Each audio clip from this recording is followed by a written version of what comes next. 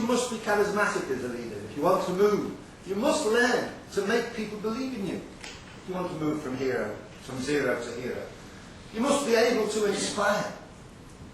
You must make sure people, when they deal with it, I feel better.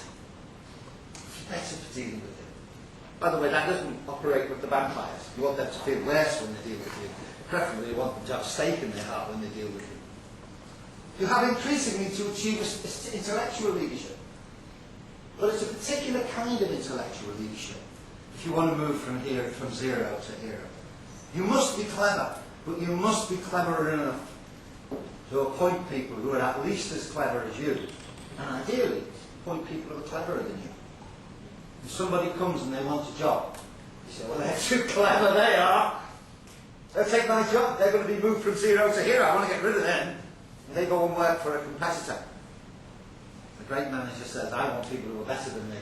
If they make me better, they help me to move from zero to hero. You must learn to make everybody feel personally, individually important. And you must give that sense of purpose. You've got to understand your followers if you want to be a leader and move from zero to hero. What do followers want? On the whole, followers don't want much. They're fairly easy. They don't want you to say, well, this is how you pick up a piece of paper. What they say is actually some things you don't want to pick the piece of paper up. You don't bother printing it and saving money. You want principles, not processes. They want you to be a problem solver. They want you to stay involved. Haven't we all worked for somebody? I have many times. You work for somebody and he comes and he says, hello to you. Have you got any problems? And you say, yes, I do. And he says, well, I'll see you later. And then he comes and says, have you got any problems? And you say, yes, I'll see you later. And he says, hello, have you got any problems? There you go. Stay involved. But all the time create a sense of urgency. Make people feel that tomorrow's too late. You're going to do something, do it now. That they're accountable. That there are priorities. And they understand their relationship with the top. If you want to move from zero to hero, think about your followers all the time. What do they want? And how can I get them to increase the multiplier effect of my efforts? So if I want to lead change, I have to create a sense of urgency, make sure that I'm working with other people. There has to be a vision. I have to communicate that vision. I have to empower lots of people.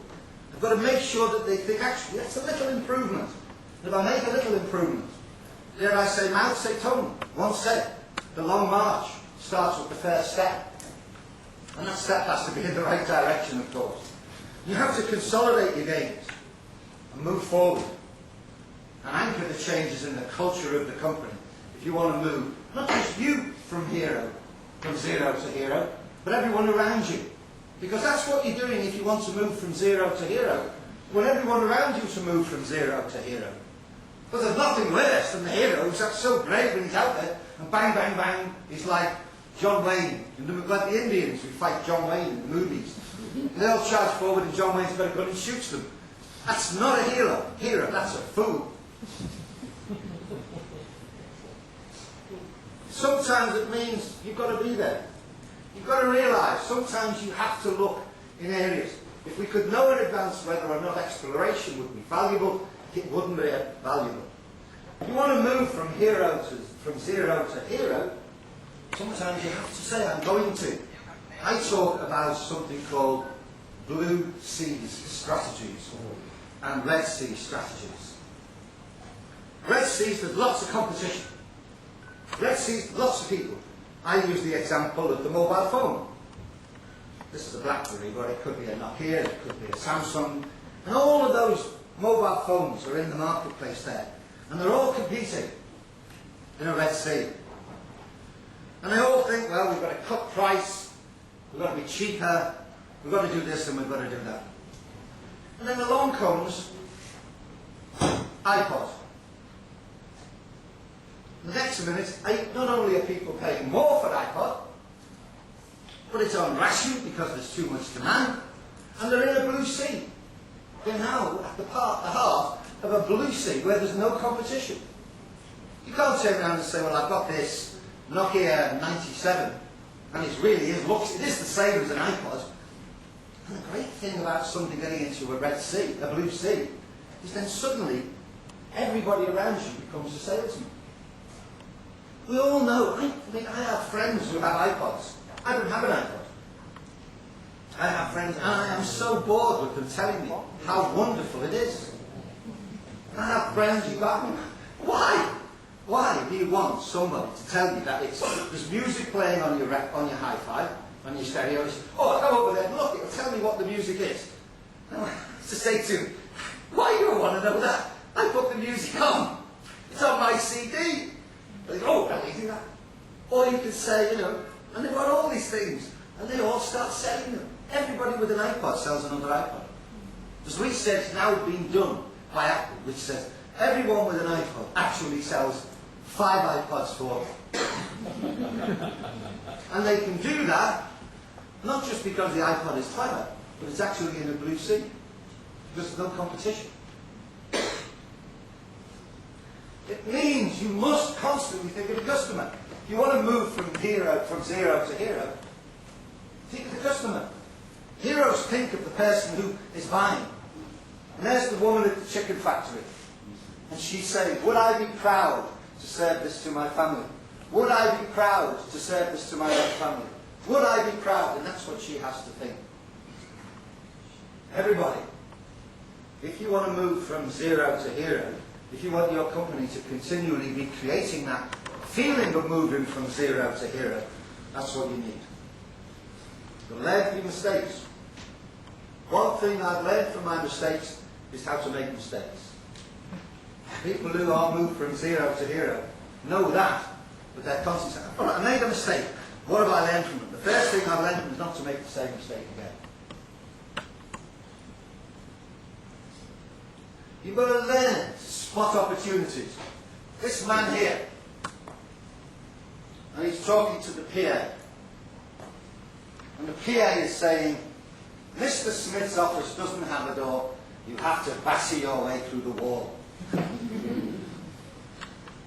There are 2 lessons for that, aren't there? One, sometimes you do. If you're moving from zero to hero, you have to learn to battle your way through the door. You have to have that determination. And if you want to be Mr. Smith, moving from hero to zero, well, don't have a door.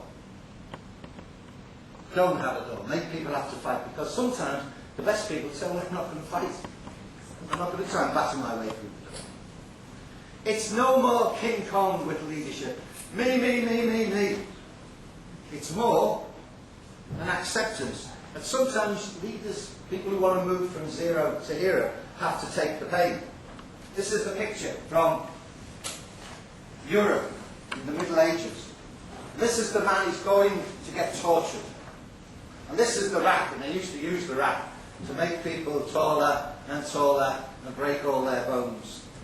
And the man is saying, this is the positive view, he says, I always say, no pain, no gain.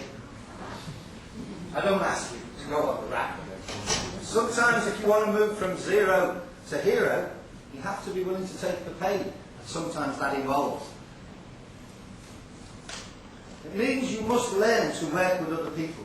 Everyone in your company knows that they probably function much better if somebody more qualified than I am were in charge of me. Everybody knows that. And they want the people who are heroes. Nobody wants to be managed or led by a zero. Everybody wants to be managed or led by a hero, or somebody who's determined to be a hero.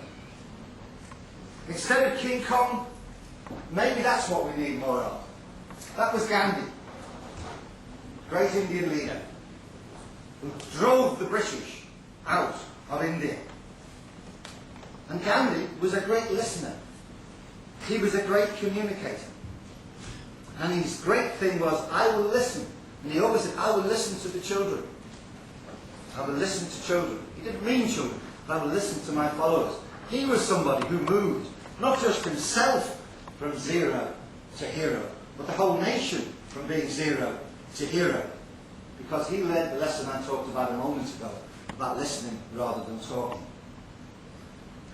I hope I've given you some insights in moving from zero to hero.